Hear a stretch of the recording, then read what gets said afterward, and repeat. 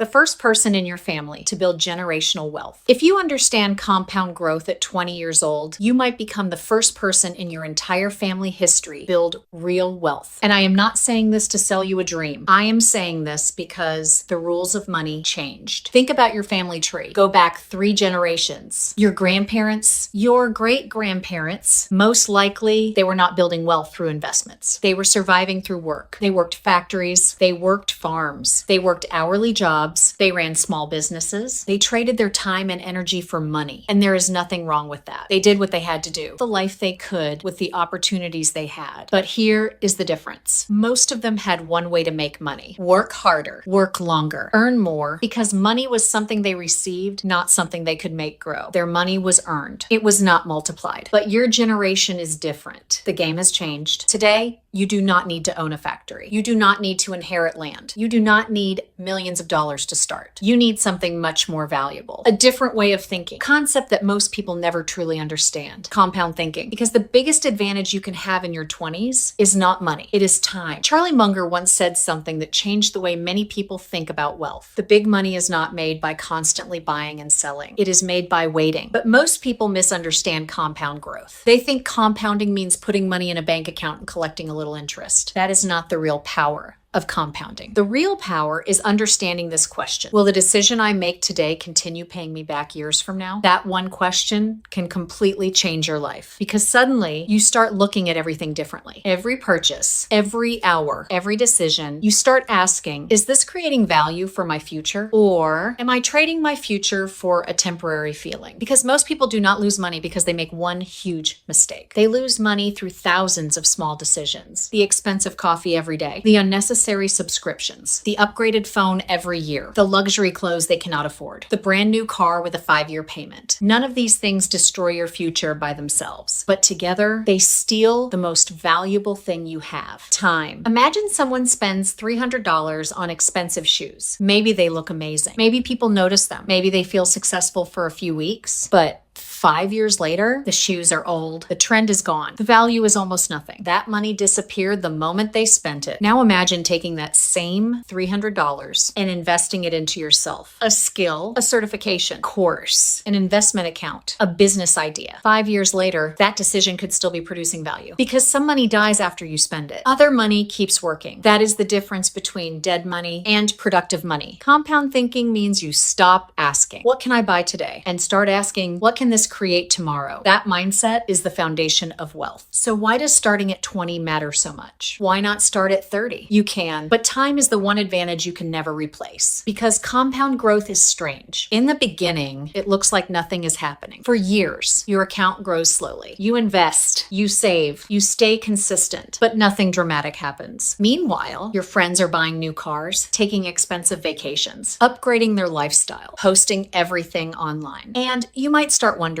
am I missing out? Am I being too careful? Am I wasting my youth? This is where most people quit, because humans are terrible at waiting for invisible results. We want rewards immediately. We want proof. We want success we can show other people, but wealth does not work that way. The biggest results usually come after years of patience. The first decade is about planting. The second decade is about growth. The third decade is where people finally notice. And by then, many people are already too late. Imagine 2 people. One person starts investing at 20. Another person starts at 30. Same amount, same investment, same return. The only difference is 10 years. That 10-year difference can create hundreds of thousands of dollars. Not because one person worked harder, not because one person was smarter, because one person gave their money more time. That is the brutal truth about compound growth. Time is an asset, and young people have the most valuable asset in the world: time. Same amount, same investment, same return. The only difference is 10 years. That 10-year difference can create hundreds of thousands of dollars. Not because one person worked harder, not because one person was smarter, because one person gave their money more time. That is the brutal truth about compound growth. Time is an asset, and young people have the most valuable asset in the world: time, but most people waste it. They spend their 20s trying to look successful instead of becoming successful. They buy things to impress people they barely know. They upgrade their lifestyle before upgrading their skills. They chase comfort before building freedom. And then one day, they wake up at 35 or 40 wondering, why am I working harder than ever but still feel stuck? Because lifestyle grew faster than wealth. The goal is not to avoid enjoying life. The goal is to build a life where you are not trapped. There are 3 things you can do in your 20s that can completely change your future. The first, build your first investment foundation. Your first $5,000, your first $10,000, your first serious amount of capital. This money is not for showing off. It is not for upgrading your lifestyle. It is your financial seed. Protect it, because that first investment account represents something bigger than money. It represents discipline. It proves you can control your emotions. It proves you can delay pleasure. It proves you can think beyond today. The second, train yourself to buy assets, not liabilities. Every time you want to spend money, ask yourself, is this making me richer, or is this making me poorer? An asset puts money into your pocket. A liability takes money away.